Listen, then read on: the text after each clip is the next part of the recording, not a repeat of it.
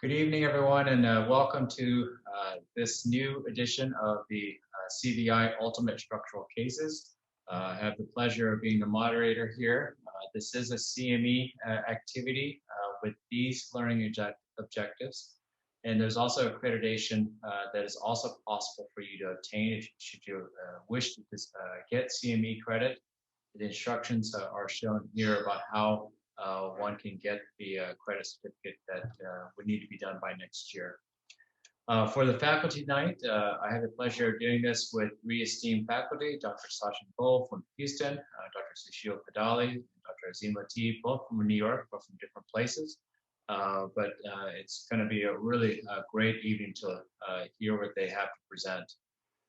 For the CME, we do want to thank our sponsors, Boston Scientific, Medtronic, and Philips, and there's this disclosure there with regards to off-label use and financial relationships.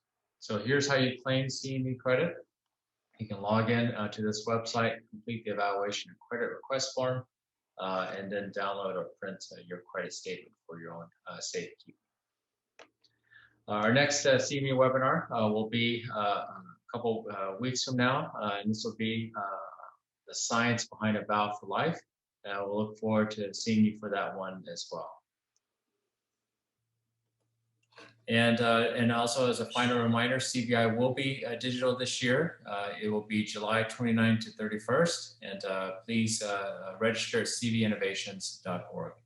Hopefully next year for 2022, we'll be back to a live meeting, and I hope so very much, because I very much would love to see you all in person. So with that, we'll start with Dr. Sachin Goel, who will start with the first case for tonight. It's great to be here. Thank you for the opportunity. All right, so this is the first case. Here are the disclosures. So the case that I'm going to present is a 50-year-old male with hypertension, hyperlipidemia, chronic iron deficiency, anemia, history of bicuspid aortic valve stenosis. He underwent SAVR with an Edwards Perimount Magna-Ease valve, 23 millimeter valve in 2011, so about 10 years ago. He presented with 2-month history of rapidly increasing exertional angina and shortness of breath.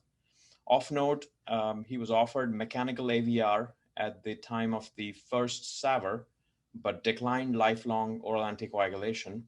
And that is the reason he has a bioprosthetic SAVR valve. He works as a IT specialist at an oil and gas company.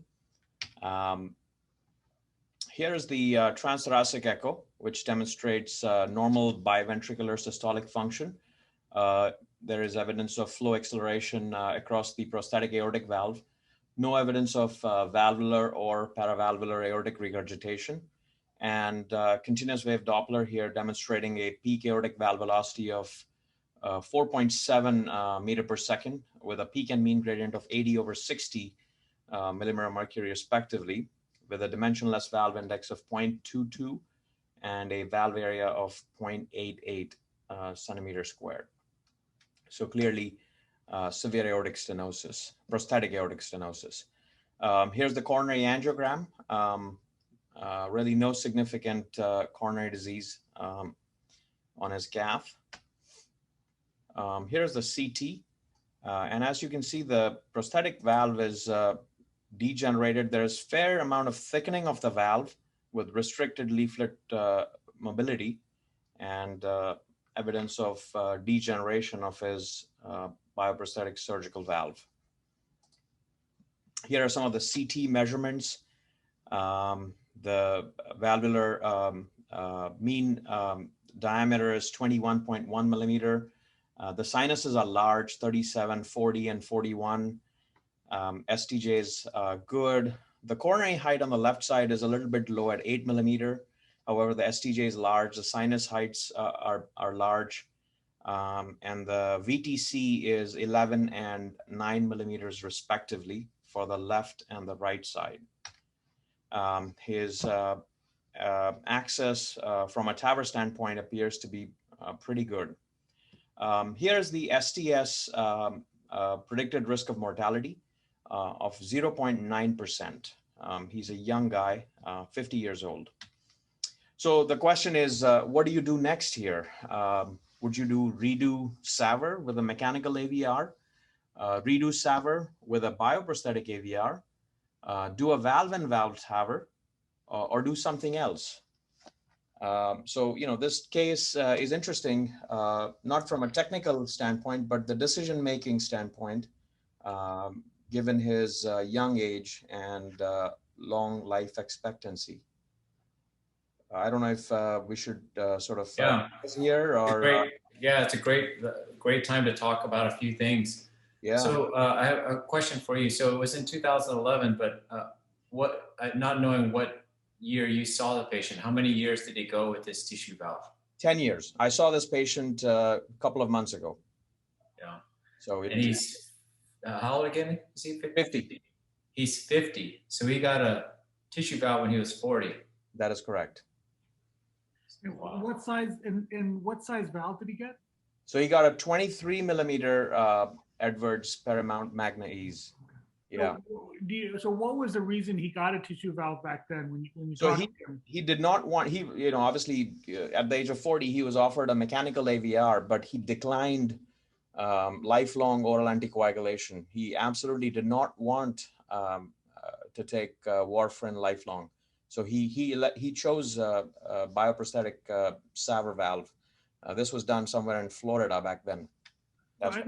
Is he still refusing? Is he still refusing oral anticoagulation now? Yes, he is.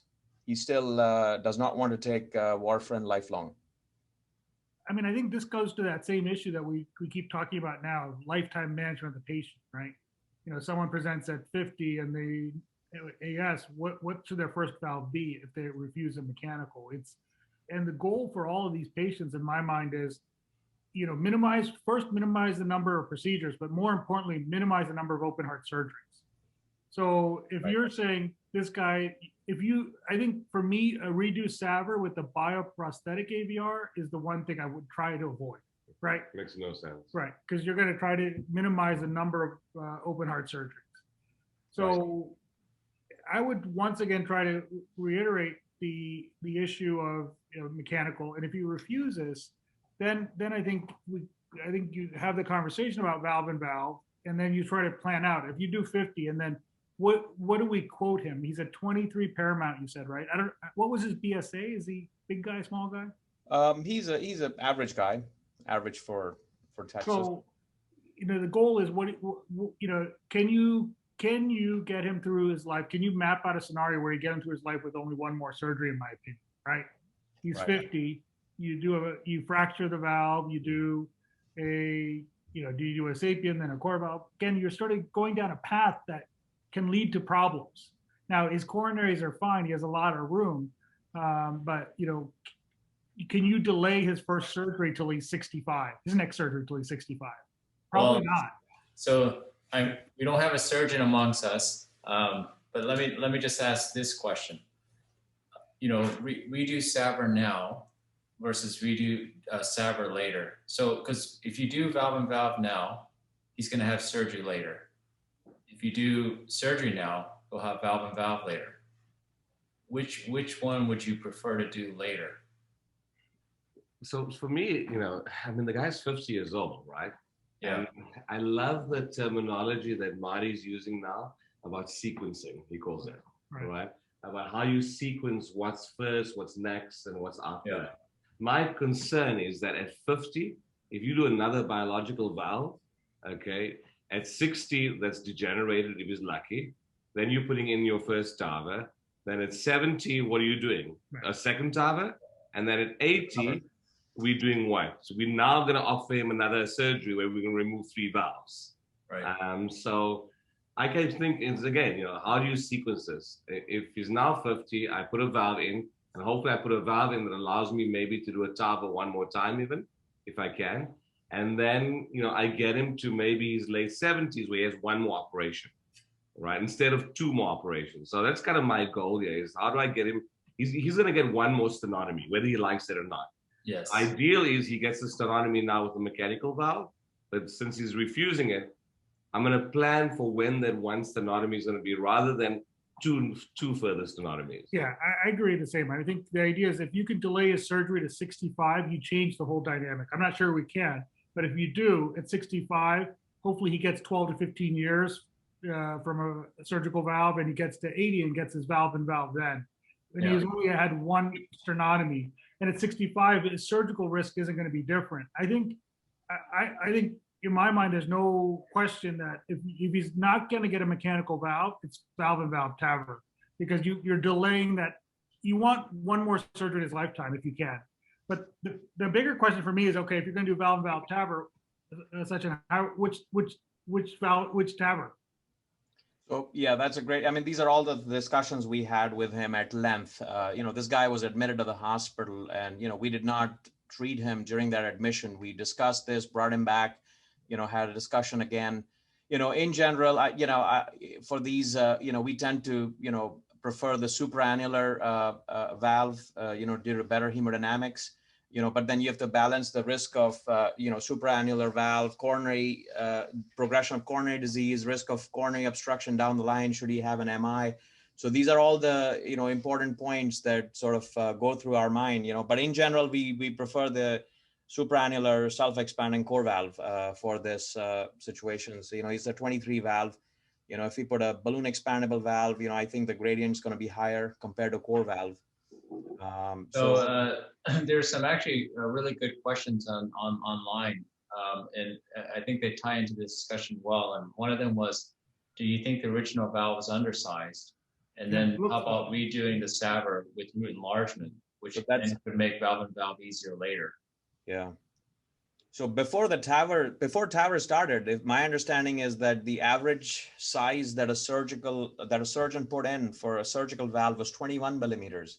So this is 2011. So it is possible that this guy, he's a decent sized guy. So 23, one could argue that maybe a small valve for this guy, with a bicuspid valve, with a large root. So that's a very good question. I completely agree. Yeah. Again, I think a root enlargement isn't going to change the sequence as we discussed. So I think it's still, TAVR now. And the other thing that you have to think of is in a 50-year-old, the issue of PPM, patient prosthesis mismatch, and hemodynamics. I think the coronaries here, the sinuses are big. I think you have room. So he's an active guy and he's young. And, you got to look at BSA and the issues of patient prosthesis mismatch. And, I'm not sure you'll be able to do a second valve. You have a 23. So I think you go for the best hemodynamics at this point and hope you get as much time as you can from this. And you can try a second valve later, but I would not, in a younger guy like this, if you leave him with a gradient, he's not going to do well, and you haven't done anything. So I think modifying the valve with a non-compliant balloon, Paramount's, I don't know if it's a 2700, but you said it was a Paramount, right? It's a Paramount, yeah. Yeah, the 2700s generally don't fracture, but we still aggressively dilate them up front with a non-compliant balloon to really stretch the frame and modify it before we put the valve in. Yeah, I would definitely dilate this with a non-compliant balloon to really make sure I get the biggest valve sort of ID, internal diameter, and lowest gradient. I mean, I have to admit, my threshold over the years for doing this has changed dramatically. I remember when we first started doing valve fracture and remodeling, I had to have like a gradient of above 20. Then it became above 15, and now it's like above 10. And you always have above 10. So I'm fracturing everybody now. I mean, don't you think somebody who's this age really deserves gradients in the single digits? Yeah, absolutely. And so I do have some questions, Sachin and others. The CT showed quite a bit of bulky calcification. And we now have some leaflet modifying technology out there. Shockwave has a version. There's that company out Israel. Is it Pecora? Is this what we should be thinking about even for surgical prostheses that we're doing valve and valve, not just native valves? Because it's pretty heavily calcified. Yeah, that's a great question. In fact, Picardia, has approached us, and they have this, as you said, Paul, this scoring device, and these are sort of futuristic thinking, and we don't know. I think we're going to start collecting data, at least in native valves, and maybe that will sort of extend into surgical valves. If we can get away without another prosthesis for some time and delay, as Sushil mentioned, another intervention, so to speak, the lifetime management of aortic stenosis.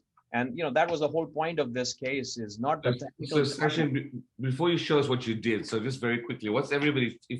Since most of us are saying redo with mechanical, if he says no, then valve in valve. What valve are you choosing for him?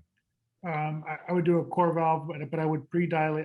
You said 23. I don't know what the stent ID is. Is it 22? Like 21? 21. Yeah. So I would do a 23 or 24 non-compliant balloon. And which balloon is Sushil? Which one do you use? We're using Atlas Gold right now because we used to use Trues and we ruptured a bunch. Yeah. And then you may not get them out. Yeah. So you would fracture, you would pre-fracture this and then put the self-expandable valve. I would do pre. So the true ID is 21, right? So you could already put a 26 Evolut in. So I'm gonna go a little different. I'm gonna put an Evolut 26 and I'm gonna fracture afterwards. And I'm gonna use cerebral protection. Yeah, definitely use cerebral protection, I would say, but I always fracture before. I just don't like that high pressure with the leaflets. Okay. Yeah, we have had some evidence of leaflet injury, prosthetic leaflet injury with fracture after, and so it'll be interesting to see, because I think most people are moving more towards fracture before, just because of that, and also I think the placement becomes a little easier, but I don't think there's absolutely a wrong way or right way, but I think the amount of calcification here, it's a lot. And I would have some concerns about just using a balloon to take care of this. And I hope the future does involve some leaflet modifying agents. The one thing, sorry, go ahead. And no one's had, because I'm still fracturing afterwards. None of you have had any issues of fracturing before with severe AR? I was going to ask the same thing. So no, not really. If you do, but if you're ready to go, I pace it like 100 or 120 severe AR. The one thing I worry about fracturing after is it depends on the angle of the aorta to the thing, and you have a core valve in there and you have a funny angle. We've had a case where then the balloon, you got to be really careful with close dilating, and you pop the valve out after. And that's exactly right, because we want high implants with these Evoluts, and if you're going for a high implant, I tell you, post dilating afterwards always makes me nervous when you're at 0 or higher. But in the interest of time, Sachin, why don't you tell us what you did? Great discussion. I think, I'm going to run through this quickly because, we discussed this. So TAVR and life expectancy is important up until, we started doing low risk or younger patients. The TAVR durability, was more than the life expectancy of the patients. But as TAVR is extended into the low surgical risk and younger patients, the life expectancy of these patients is going to be much more than the durability of the transcatheter heart valve. And it's important to note that the term patients with longer life expectancy is probably more relevant than to just say low surgical risk patients. So in this patient, as Sushil mentioned, there are two possible scenarios, right?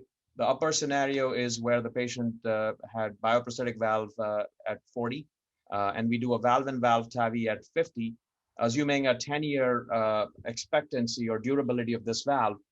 He may need a reduced surgical aortic valve replacement in his 60s, which necessarily is not going to be high risk. And then at the age of 70 or so, he can have a valve-in-valve TAVI, and then potentially, later on, a TAVI in TAVI.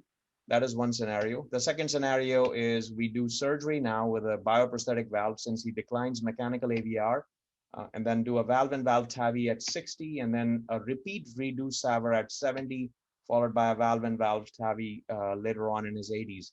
So with the first scenario, he's got 2 lifetime sternotomies, whereas with the second scenario, he ends up with 3 sternotomies. So, clearly we looked at this scenario, had a long discussion with the patient, and we decided to do a valve-in-valve TAVR at this point. We went with the 26 millimeter core valve. This is the intraoperative TEE. We have not routinely used pre-dilation or pre-fracturing because of the concern with AI. And in this case, we really had a great hemodynamic result. This is the hemodynamics pre, peak of 100, mean of 65, and here are the hemodynamics post. We discussed potentially fracturing the valve, but given such excellent hemodynamics, we decided to hold off fracturing this valve post-implant. Here are the post-implant TEE intraoperatively. Again, looks good, no PVL. Interestingly, and not surprisingly, actually, the post-implant echo, the pre-discharge echo, showed a gradient of about 17. We typically use a gradient cutoff, as Azim mentioned, of 10 or so. So, but the patient is feeling well. He's doing very well. He's going to actually come back and see me tomorrow. So, Sachin, if you go back to that tracing, I think I would not trace that fuzz. If you look at the true gradient, I think the peak velocity is closer to the 2.5. Yeah. I think this is over. So, I felt comfortable not, fracking, and I wanted to see him back in a month, and then we can always frack this later. I think the other thing that's important, Sachin, can you go back to where your implantation, and I think it goes back to what Paul said, right? Just show everybody your implantation, just show how high this valve is, right? I mean, you can see there's almost no struts going below the surgical ring. And if you really want to get the best out of supraannularity, this is where you have to end up. The problem is that with these surgical patients, it's not always that easy to get to this point. They have aortas that are more curved and more tortuosity. I mean, but this is an ideal implant. This is where you want to get to every time. Well done. Congratulations. Yeah, no, we were pretty happy with this implant, and no pacemaker, and this hemodynamic result was excellent. So I have to say that hemodynamic result is better than I thought you would have seen, given how bulky those leaflets are. That's really impressive. Yeah. And I'm curious to feel that gradient is a little bit overtraced. Yeah. So, given these findings, we decided not to frack it, and we don't know what the long-term implications of fracture are here. We're talking about lifetime expectancy and lifetime management. So we decided to, leave it be. He's actually coming back tomorrow. Tomorrow is my valve clinic, so I'm looking forward to seeing him tomorrow to see how he feels and what the gradients are, and then we'll decide if we need to do anything. So quickly, I don't know if I have a couple more minutes, but I thought it was relevant to talk about this. So when you talk about reoperation after TAVR, these are the data from the STS database. From 2011 through 2015, this demonstrated a high mortality of 17% at 30 days. But this was a highly select group of patients that underwent surgery. These are 123 patients out of about 60,000 TAVRs, and majority of these cases were done for structural deterioration or paravalvular leak or failed repair. About 10% were endocarditis. So, but having said that, there was a high mortality. The expected mortality, expected to observe mortality ratio was quite significant.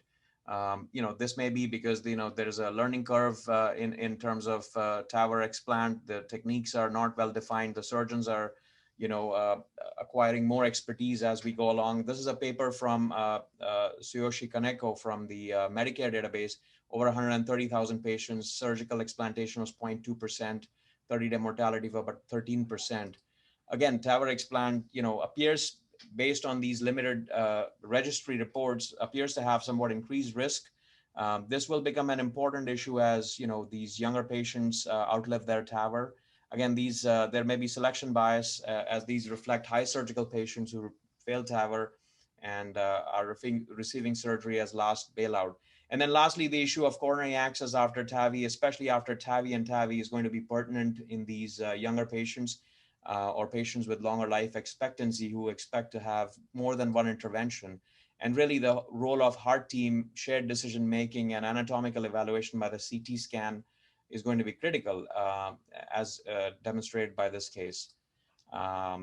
This is just a figure that I found, a picture that I found on Twitter from our friend Pradeep in Piedmont, who asked a question as to how many valves are here. I thank you everyone for their attention, and thanks for the case.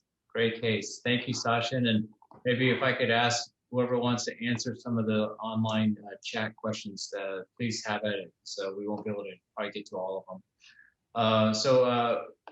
who wanted to go next? Somebody asked to go last. I'm gonna go next. Okay. We're fighting here about who's going next, so that's good, right? Okay, so mine's just called. I like the title, by the way, Paul. Ultimate structural cases. I mean, I guess it's ultimate because you're making me do it at like 10 o'clock in the evening, but.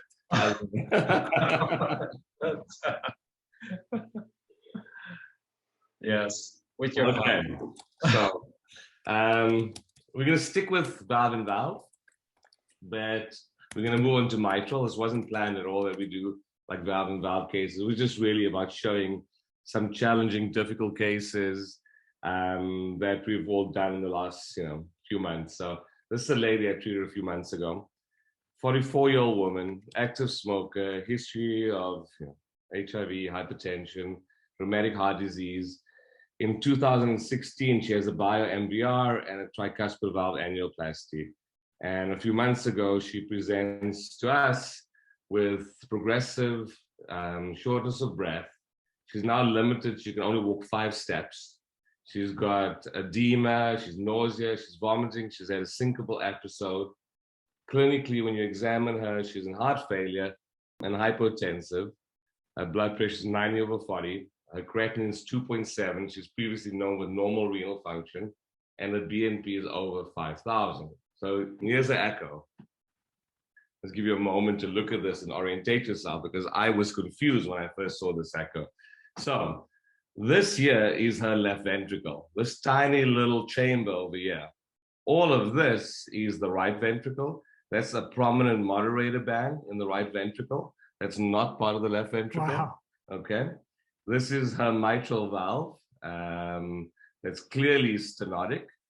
And that's her left ventricular outflow tract, which is tiny. I mean, you can see the struts of the surgical valve abutting onto the left ventricular outflow tract. Aortic valve's fine. Here you see the high gradient, and increased velocity are going across the mitral valve, and some increased velocity are going across the LV outflow tract. So mitral gradient, when we measured, was 25 at rest. Here you see on the 4-chamber how big our RV and RA is, and the severe RV-RA dysfunction. Just notice how the septum is being pushed into the LV, and you really see it here on the short axis, right? I mean, this D-shaped LV with really a tiny cavity, and the pulmonary pressures on echo were pretty impressive, 110. So really severe pulmonary hypertension.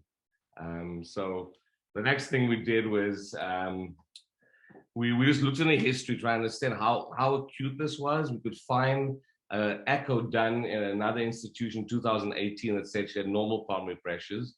And we did a right heart cath, was the first thing we did. And it was pretty impressive. So RA pressures, 25, a large V wave. Her PA pressures were suprasystemic. So she had 120/55 compared to systemic pressures of 90/60, a wedge of 39, a transpulmonary gradient of 37, and a cardiac index of 1.8. She gets admitted to the CCU. She's now rapidly deteriorating over 2 or 3 days. Renal function is getting worse. The creatinine is 5.7. They start CVVH. She's got worsening hypertension. When I go talk to her, she actually can't even really have a conversation with me because of worsening mental status. And I thought I'd show you this picture because this is not something you see. I took a picture of her monitor the day I went to go speak to her. So in yellow is her pulmonary pressures, right? 122/86, and red her arterial pressures, 101/53 invasive. So what would you guys do here? I mean, what do you guys think? Let's stop for a sec. This is an absolutely incredible case. I mean, it's like end-stage mitral stenosis. But I mean, in your favor. Is it too end stage? Is she too far gone, Paul? Well, in your favor, the high pulmonary pressures actually signify, really good RV function. And she is decompensated with an RV pressure, so she definitely has, RV dysfunction. But at least it tells you that there's actually quite a bit of generation there. So I definitely wouldn't write her off. And, you know, that LV is so small, likely because she has almost no output going across that valve. I mean, what I would say is I completely agree with Paul that, you know, mitral stenosis is one of those things that I would never say no, because if you relieve that gradient, you're going to drop your PA pressures by at least 30 to 40% immediately, and those patients tolerate it. The question I have is basically nothing's filling to the left side. Is there any value in ECMO or some sort of support device up front in these type of cases? Right. Sachin, what do you think? Yeah, no, I agree. I was thinking, I grew up in India, and we saw a lot of rheumatic heart disease, and rheumatic mitral stenosis and high pulmonary pressures are, very, very common. And the dogma is, you treat the mitral stenosis, the PA pressures will come down. And I agree with Paul. I'd worry more if the PA pressure was 40 with that kind of a RV. The fact that it is generating this much pressure is actually encouraging. So this is very challenging. Would anyone consider a trial balloon valvuloplasty? Would anybody do that in a bioprosthetic mitral? Why not? I'm just thinking of the acute situation, right? She's spiraling in front of you. We don't know if a valve would fit. Would you balloon this? I would not, because well, I mean, if that's the only thing, but at the same time, you're essentially going to create a septostomy when you do that. You're going to probably shunt terribly. You're going to desat, and then you're going to be stuck closing that septostomy, and you haven't treated the underlying condition, in my opinion. So just from that perspective, I would be very, very sort of reluctant to balloon it, outside of the fact that you can sort of flail a leaflet and do other things in a bioprosthetic, obviously. But I think that septostomy is going to be a disaster for her. Yeah. And these are all exactly the discussions we were having, right? I mean, maybe just she's spiraling out of control, maybe balloon her just to increase the LV filling, and maybe, her pressures improve. But then what happens if we cause severe MR? What about the septostomy? But I think, it's amazing how just about most people had turned her down and said there was nothing to be done, except those who had experience with mitral stenosis. So like Sachin, I'd worked in Africa, and in Africa, you see patients like this who come with native rheumatic mitral stenosis. You never say no to mitral stenosis, in my opinion. You never say no, right? Because it's mechanical, because there's a mechanical, compared to all the other causes of of pulmonary hypertension, this is so mechanical. And there is some fixed component. Maybe some fixed component, but you can remove a large mechanical component of this. So, well, I've gone on trips to Africa, and so I didn't have your background, but certainly when we have seen these on some of our charitable trips, we wouldn't hesitate, no matter what the anatomy was, because these patients would just spiral otherwise. I mean, this patient has no forward cardiac output. Exactly. I also am fascinated how these patients survive. Like, if you look at this, how are these hemodynamics compatible with her actually walking into the hospital, right? That I don't understand. Because this doesn't happen overnight, right? Yeah. So Azim, in the interest of time, what did you end up doing? Okay, so we thought, she's a young woman. We thought we'd give her a chance. So the first thing we did was, I put my strategy here, was we put on VA ECMO. Literally, when I saw her, this was the evening before the procedure, I thought we wouldn't wait till the next day. We'll put on VA ECMO. We're going to do a transeptal mitral valve with cerebral protection. I thought about doing a balloon valvuloplasty before the valve, just for the reason that I was hoping it would increase some of the filling of that LV and just kind of give me kind of more room and more space and time to work on her. We do a tip to base lampoon. So remember, usually the lampoon is base to tip, but if you have something protecting the annulus, like a ring or a valve, you can actually do a much easier lampoon where you cut from tip to base, and we would do an Edwards 29. So fortunately, when they asked me about ECMO, I said, go on the left, because it'll be easier for me to do the procedure on the right? And then I go do the procedure, and under ultrasound, I puncture her femoral vein fine, I puncture the artery, which I see, but there's no flow coming back. And I can't advance why, and I can't understand why. So I had the radial because I was going to do cerebral protection. I went down from the radial, and of course, just to start the procedure, she's got an occluded common femoral, right? Which is my only access because on the left side, she's got ECMO. So we start the procedure with having to recanalize the common femoral from the radial, which was not too bad. Recanalized that, did a PTA, and now we could puncture retrogradely to go up the femoral because we needed the femoral for our lampoon. We did a sentinel because we were really worried. When you look at how bulky this valve is, we were very concerned about embolization. Did you do a CT scan for neo-LVUT or anything? So we did a CT scan without contrast. I was very worried about this woman was spiraling out of control, and I was really worried about knocking out her kidneys completely. Her creatinine was now 5, right? I was fairly convinced that given time, this LV was underfilled and was gonna get bigger, and this LVOT that I was seeing wasn't a true LVOT, and that I would just do the tip to base just to give me some breathing room.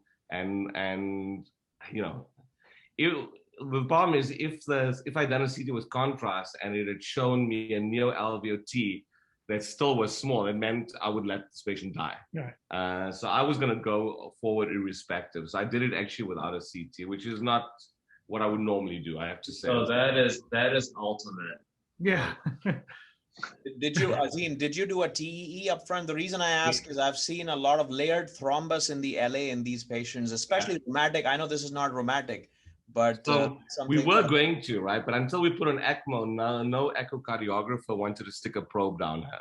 They were all horrified and terrified of trying to do a TEE on her until she was on ECMO. So that was the problem. So Azim, did you vent the heart in other ways? You put her on VA ECMO. Did you vent her with Impella or anything, or think that might help or be worse? Well, the LV was vented because there's no filling. Yeah. There was no space in this LV to put in an Impella, right? Yeah. I mean, you would just suck. I mean, on nothing. I mean, the Impella wouldn't work in this case. Well, that's what I actually was just thinking, that actually not venting would help you. Yeah. You want that LV to fill a little. You want it to fill. I mean, I wanted to almost cause some mitral regurgitation, so that damage the valve, so the LV would fill, right? So did you see a change in the LV size after you put the VA ECMO in? No, it stayed the same. Stayed the same. Still, you'll see it now. Still, I mean, this is with her on VA ECMO, right? All right. I mean, look at this LVOT. It still, looks terrible. I don't have the 4-chamber view yet, but it still looked terrible. So I ballooned the valve. It had absolutely no impact on hemodynamics. What size balloon? I think I chose I wasn't too aggressive. I chose like a 14 or 16 millimeter balloon. Okay. And there was really no impact on hemodynamics. I mean, I didn't want to go aggressive because I was really concerned, well, I guess he was an ECMO, so I could have been pretty aggressive, but I didn't want to be too aggressive. So ballooned it, no impact. I also ballooned it because I wanted some space to be able to do the lampoon. So here's us crossing. We have a Nagari catheter.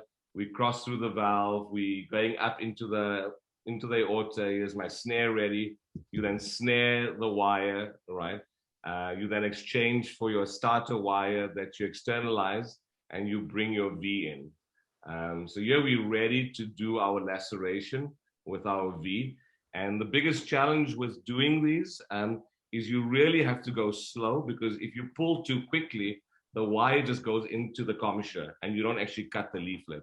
So you got to like do the first burn really slow and almost pull slowly into the leaflet and engage the leaflet and then keep cutting. So I got to tell you, this was the first time I ever did a lampoon though. Oh, good. So this was like truly ultimate case because, it's in the middle of COVID.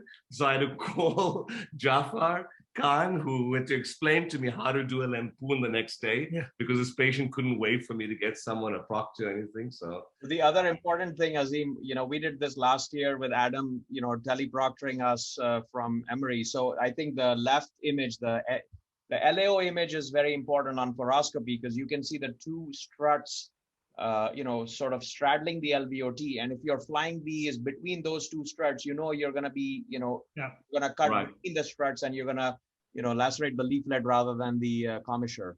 Right, absolutely. So here you actually now see the laceration. It's not perfectly in the center, but it's enough centrally to really have an impact. And you can see this. I hope you can all see it. This is the laceration here in the middle. And we burned very slowly to get into the leaflet, and then we could see we're embedded in the leaflet, and then we kept burning. So we didn't do it in one burn. You do it in multiple burns. I learned on my first lampoon.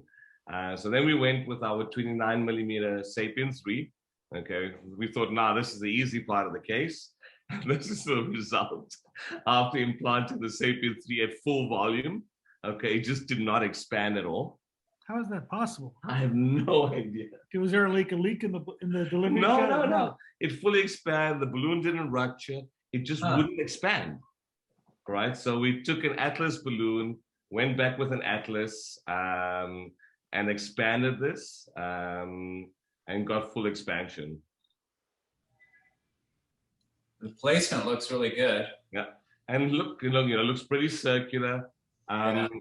Given us severe pulmonary hypertension, the pulmonary pressures dropped, but we weren't gonna, with that severe pulmonary hypertension, we didn't want to risk any right to left shunting. So we decided to close the ASD with a Gore device. We chose Gore because we thought if we had ever had to come back and do this again, it probably would be easier to repuncture and get through. So this is the result. So was that the cardioform? Yeah, that's the cardioform, but the ASD cardioform. Okay. Because it was a pretty big hole. It wasn't you could have used the PFO one too. I think would have been fine. This is the ASD one. Yep. So here's a result immediately post-valve. Okay. What's interesting, you can see on the color how the color actually goes through the valve struts. Mm-hmm. Okay. Which when I saw this, I was kind of happy we had done the lampoon. These are her hemodynamics pre and post, which I think are pretty impressive. Wow. Watching how a gradient really drops and how a LA pressure drops. Wow, that LA pressure normalized. I know, it's incredible. This is immediate, right? I'm in the lab, I'm still across the left atrium here. That's crazy. That is amazing. And then, 2 days later, ECMO is removed, she gets extubated, she gets discharged 2 weeks later. Look at her pulmonary pressures, how they go down, 48. But I wanted to show you her echoes, pre-discharge and before, because I think it's really impressive. I mean, just look how this LV fills up. Yeah. Okay, the D shape's gone. Wow. So I saw the woman at her 30-day visit. She walks into clinic like nothing ever happens, right? Completely fine. Like this was a walk in the park. Okay, so we have just 1 minute before we move on to Sushil's case. So I just want to ask this quick question. Just yes or no, or disagree. What you just did was mitral valve and valve without CT. And that's because you did a lampoon, which is essentially what a surgeon does, right? Surgeons never get CTs before they go to the OR because they just lacerate or just cut the anterior leaflet. So is that what we should just be doing? Should we just do lampoons and not even worry about the CT for these cases? What do you guys think? I would say no, because I think part of the it depends on in a case like this. Absolutely, I agree with Azim. Because this woman's a young woman, you had the TE, you're going to go forward, you're going to give it a chance. Then absolutely. But if it's a patient where you're trying to make a risk-benefit decision, should they redo surgery versus mitral valve and valve? I think the CT does give you information. So CT would help push you, even though you could just do lampoon? I would, because I don't, I think in someone with a bad neo-LVOT, bad angles, the hemodynamics aren't going to be great in a young, someone that's, 55, 60 that, is otherwise a reasonable surgical risk. That would push me to say, just better off having surgery. Okay. The one thing I would say though is that LV outflow tract obstruction is so much less common with valve and valve. Yeah. Right. True. That if you definitely knew what surgical valve it was and you had a good TEE that showed that you had a big LVOT, I don't think there's much of a risk. True. Yeah, I agree. I mean, it's agree. very different to valve and ring, where you have a native valve that you can really push into the LVT. I agree. If you have an echo that shows you that you're very clear and not Yeah. and likely not to have obstruction, then You probably could you're do it fine, right. Yeah. right? But if your echo is sort of borderline and things like that, And then I it's an think a CT operable helps. patient, Yeah, but I agree absolutely. with you. Yeah. Yeah. Okay. All right. Last but not least, Sushil, let's move on to your case. So my Amazing case cases, team. Congratulations. is nowhere near as exciting as Azim's, but I don't believe that. no, He always says that. it's a question of stupidity sometimes, but that's okay. You can say, why did you do it? It's because, and the reason we did it is because we got away with it. That's the answer always. So this is on the mitral theme. It's a valve and MAC. Here are my disclosures. So I'm going to go through this relatively quickly because I think we're a little bit behind time, but it's, I have, 72-year-old patient here with mixed mitral valve disease, both referred for severe MR, but has mixed mitral valve disease and has severe TR, coronary disease with a prior stent, and had an AVR with an Edwards magnet ease and a double vessel cabbage several years ago, and has complete, had a pacemaker placed and other issues, as you can see, but basically presents with class 3 bordering on class 4 symptoms over the last several months. EKG is paced. Sorry, my videos are in the way here. Hang on, there we go.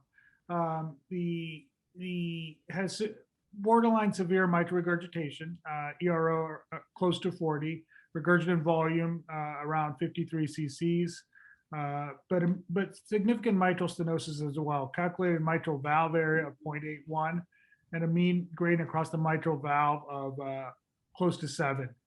You can see here the valve, and I apologize, I didn't have a good 3D from before. I'll show you the one later and you'll get a better sense of the valve. But the leaflets are just abnormal. They're thickened, they're somewhat calcified, and very restricted. So it's mixed mitral valve disease. The tricuspid valve has a severe TR with a large central coaptation gap and torrential by multiple methods. Had a left heart cath, but the nothing dramatic. But the right heart cath was not that impressive. The wedge was 16 and the RA was 10. But the patient was incredibly symptomatic and said had a miserable quality of life. Now, is it the MR, which was sort of mixed, moderate to severe, but there was moderate MS? Is it the torrential TR that's causing the symptoms? The referring actually did an exercise stress, and there was a significant increase in the wedge with exercise to a wedge that nearly doubled to the low to mid 30s. And the aortic valve prosthesis was okay, and the mitral valve area still calculated low. We got a, oops, sorry, why is it not moving forward? We got a CT scan, and you see why, what the issue is. It's really mixed mitral valve disease, a lot of calcium. You see the aortic prosthesis here. You see really significant annular calcium as well as leaflet calcium on both the posterior and the anterior leaflet. So maybe I'll stop and, we'll stop there. This patient is surgical. They had surgery 5 years ago, but they have COPD, they have patent grafts, and they have really severe symptoms, but class 3, not quite class 4, but fairly significant class 3 symptoms, and torrential TR and mixed mitral valve disease, and this is the anatomy.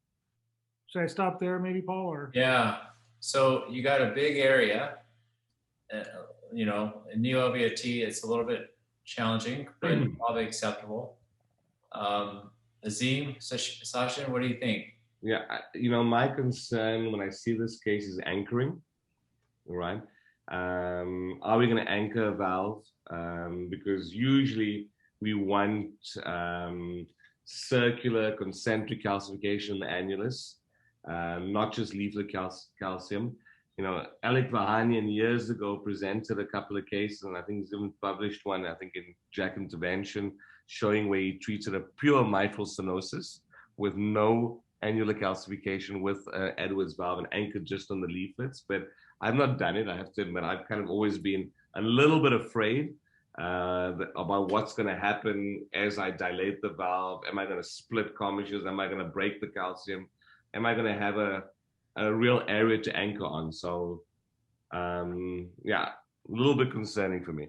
I think, yeah, the large, I mean, I think this would be reasonable for maybe Apollo or Tendyne, definitely not a Sapien. There is, at least moderate or more MR. So we don't have, any dedicated TMVR for stenosis, but this is mixed valve disease and the new LVOT looks good. So I think Sushil probably, looked at this for Apollo. Yeah. It's a big area for an S3 or an Ultra. Yeah. So, Paul, what do you think about this for Tendyne? I think this would be a completely average or typical case for Tendyne. I think this would be, the CC diameters are well within the bounds, as well as the AP diameter. And we do stenosis and regurgitation. So the neo-LVOT tend to prefer it closer to 300, but 272 is acceptable. I don't know if that was the average neo-LVOT or end systole. This is the worst case. This is 30%. Worst case. So it's probably even better than that, unless it was starting like that at the beginning of systole. So I think it would be a really good one, but what did you end up doing? So Paul, just quick question about Tendyne. I mean, any concerns about, have you guys had any issues with the valve not expanding when you have a very stenotic case? It's a good question. So this would be a pre-Dale case. We'd recommend pre-Dale. Yeah. Okay. And you can do a transapical or transfemoral. Okay. So before I tell you what we did, and before you call us stupid, I'm going to tell you a couple of things. So, and there's a rationale here. There is a rationale. So don't jump to any judgments yet. You did what we just said you shouldn't do already. Exactly. So that's what I'm saying. Don't say that. So we've done a valve-in-valve, and the CC dimension is absolutely concerning. And we've had a case where I did one in the past where it was around this and the valve embolized to the atrium. This was one of our early experience. And we ended up having to sort of secure the valve in the left atrium with an Amplatzer and tack it up against the septum. We were very concerned. This patient, this was a year ago. There wasn't a MAC arm intrepid. The patient was surgical, but felt to be high risk for surgery. And I'll show you the 3D TE of the native leaflets. I didn't have it up front, but the leaflets were thickened. There was a lot of calcium here. His AP dimension is 27, and there is a surgical valve anteriorly to provide a support, right? You have a surgical valve anteriorly, which is a rigid structure. You have calcium here posteriorly, which we thought in the AP dimension would anchor.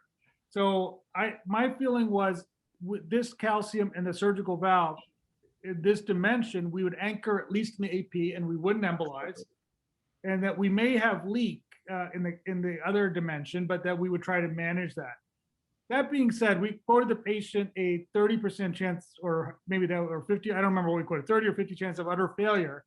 And so what we agreed to with Isaac, the surgeon, because they felt that she was operable, but for various reasons I didn't list here, high risk. We did it in the OR. We prepped her for surgery. We had a full surgical prep. And the idea was if the valve didn't anchor or anything, that Isaac would open there and do a surgical mitral valve. Can I just say that I completely agree with that plan. I think one issue, and obviously you're going to tell me you did something I disagree with, but I think it will anchor, but at a 27. But if there's leak on both sides, and if you try to post dilate it to bring in that commissure, that will cause the AP dimension to enlarge further, which then can encroach on the neo-LVOT, which is already a little suspect here. So it's getting close. So that's the only concern is that I have here. I agree with you. I think based on this, the AP dimension will anchor just fine, but it's a matter of you're going to have to post dilate to address any commissural MR. Yeah, and I think, sorry, go ahead. No, sorry, but if you had commissural MR, could you plug it? Exactly. On either side. Plug it or do something else. Yeah. But you're right with if you didn't have the surgical valve there, I think there's a really pretty good risk that you're oversizing to address the size would actually lead to LVOT issues. But. Yeah. No, and I think the other concern, Paul, in the AP dimension is if you oversize too much, you can get posterior disruption. Yeah. And you can have this calcium push through and rupture, and that's sort of one of the concerns that we had in this dimension. But we felt there was enough room, and that was one of the things that we were watching for. Because if you overexpand in this direction, you can have a posterior disruption, which can be catastrophic. So that was the one thing we said we cannot have is expand posteriorly and not do it. But so I agree that it was probably not a questionable case, but we did plan for surgery in that setting as well. So, we quoted the various risks and everything else. So we did a transeptal. The transeptals I really rely a lot on fluoro. And I don't know how you guys approach it for Sapiens. You don't need the same degree of height, obviously, as MitraClip. I like to look and say for mitral valve and valves here, I like to be in the mid portion. And I get in my coplanar view and I try to be in the mid portion of where I want the valve to sit. So you have Becky Hahn, and you just said you rather look at fluoro than echo. Are you trying to get me in trouble here? No, we integrate. It's multimodality, Paul. See, there's the TE probe right there. You see it? Just clear. We did a septostomy, I think, with a 12 balloon because it's going to be a 29 valve. We used an Agilis, a 125 multi, a Tiger to cross into the LV. We positioned a Sapien. I'm going to stop here. How many extra cc's did you put in? I'm going to tell you that in a second. But how many would have done an apical rail is the question. People have talked a lot about percutaneous apical puncture in a rail, because one of the challenges with valve and MAC especially valve and MAC and especially valve and ring, is you can't get coaxial. So sticking and snaring the wire and creating a rail as you do with like some of the tendines and other things. Would you have done that? Would others have done that? I would have tried to predict that on CT and see what kind of problems there would have been with that and the need to do that. I know they're calling it the Emery angle, to try to fix that with the transapical rail. But I agree with you, especially for MAC, you do kind of have to be right in the middle. I think MAC's the challenging one. For rings, I've just tried to go very slowly and using push-pull on the wire and pushing on the catheter. With a very slow implantation, you can usually get pretty coaxial. But valve and MACs worry me because you need to be so accurate that it makes more sense. Yeah, I agree. I haven't done the apical rail, but it makes sense. But as Azim said, we go really, really slow, good 25, 30, 35 seconds of slow inflation. You have a chance to adjust and align it. But the apical rail is a really good thought. So we did not do that, but again, you see the leaflets here. I didn't have the before, but you see how these leaflets are, and that's why we felt like we'd anchor in that at least. Mm-hmm. No matter what we tried, we couldn't really get coaxial. We tried pushing on the wire, pulling on the wire. So we did this sort of slow thing. What Isaac's feeling is he will deal with whatever, but he did not want us to embolize into the LV. Yeah. He said, whatever you do, if you, I'll he's like, I will fix it. We'll figure it out. We'll deal with it. Right? It'll be stable. But he said, we cannot embolize into the LV. So we upfront planned on likely needing 2 valves with this size for radial support, sealing, and everything else. This first valve we added, I think we managed to get in 8 extra cc's. 8? Yeah. You did say you want ultimate cases, so don't play it. Come on. 8. Oh my gosh. I want to know how big you got the valve to be with 8. I mean, you essentially just put in a stent frame when you do make it that big. Right. That was the thought. The leaflets are not going to be great. We're just going to try and create a stent frame. We're not coaxial here. We got locked in. We couldn't adjust. And you see here, we're very high on the lateral side, right? Atrial on the lateral side. Let's use the right terms. We're atrial on the lateral side. Yeah. Did you have PVL there, I presume? We did. I don't have the best imaging, but you see how flat this 29 looks too? Looks sort of pancaked as well. Yeah. So we debated a little bit, but it's not a bad result. Not bad. I'm gonna tell you. I mean, considering everything, I'm not seeing like a massive PVL. But there, I didn't have all the images, but it was mild to moderate, we thought. Okay, And we thought, okay. but it was at the skirt, and we thought we could seal it with a second. We thought we'd have better radial force with this as well. So it's interesting. The second was to seal the fact that you were too atrial, not Yeah. because you had Yeah. leak around the commissures, Yes. right? Which is kind of what we were all predicting was going to happen. It was more that we were getting Yeah. leaked through the skirt. In the previous thing, it's because we were on that one side, the skirt wasn't at the annulus, so we're getting leaked through. Yeah. So that was the reason to put the second to create a covered stent. Atrial? I'm sorry? Did you place the second one? Yeah, little atrial. Looks like it's a little atrial. Yeah, and you know that, and part of that was to not make the neo LVOT any more compromised, and was more about a seal. We thought, but we were debating that as well. There's a lot of debate. Did you do ACCs for this one too? We couldn't get the full. I think this was maybe like 2 or 3 extra in the end, Okay. because the inner frame now is smaller. So Yeah. Huh.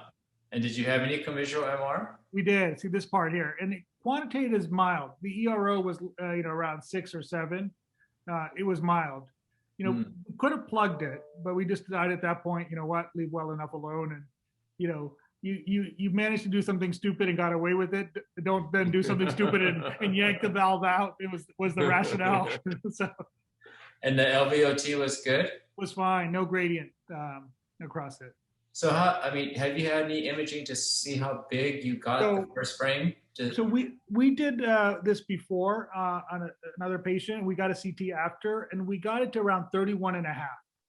31 and a half. Wow. Huh. So you have some wiggle room, but I think this anchored more on the leaflets as well. So, but I think the risks were, we kept watching this posterior. Isaac mentioned again, from the surgeon has nightmares about posterior disruption when they do MAC cases. Yeah. But it's interesting though, Sushil, 31 and a half, your CC diameter was 41. Yeah. The leaflet sealed, the leaflets. I think that's where because that's why I was saying that 3D image, you're sealing on the leaflets. And that's where you might get some leak at the commissure, but the majority of it is sealing on the leaflets. So maybe we just need to be thinking more leaflet area. If you think about like AS with like that's rheumatic or radiation induced often, there's very little calcium and there's these fibrotic leaflets, and we don't think twice about anchoring in them, right? Yeah, we just, when it comes to mitral, we forget that maybe very fibrotic calcified leaflets can be sufficient for us to anchor on. Yeah, no, absolutely. What was surprising to me in this case, and I don't, the PA pressures were not terrible, but the left atrial pressure dropped significantly, and we still had, now had right to left shunt. So, when we dropped the PaO2 to room air, patient did desat. So we, and you see here intermittent, both bidirectional shunting here on echo. Well, you put 2 valves through that hole. Yeah. So, but the right atrial pressure, it wasn't terrible. I was surprised by that, honestly. So we ended up putting an ASD. But what is your practice, and after TMVR transeptally like this, do you only close if it's bidirectional or right to left? Or, that's sort of what we do. Especially or a big tear that I just know that may be an issue. Yeah. I try and look at it as well on 3D TE, just to be sure that it's not a laceration, and just get a sense of, is it the shape of the balloon or did I lacerate it? And because sometimes you will lacerate it, and even though there's no right to left shunt, the patient's going to have trouble later. Yeah. These are fantastic case. Wow. That's a great result. Love it. So I think, Paul, next year you have to call this session Ultimate Cases, Don't Try This at Home. Right? Sushil, you guys have been to the meeting. I that somebody gets that topic every year. Yeah. Don't try this at home. Yeah. So, all right. Well, it's been a great evening, guys. Thanks, and I won't keep you much longer. Those are just fantastic cases. You just amazing. So thank you all for attending, and hope you all see you all again really soon.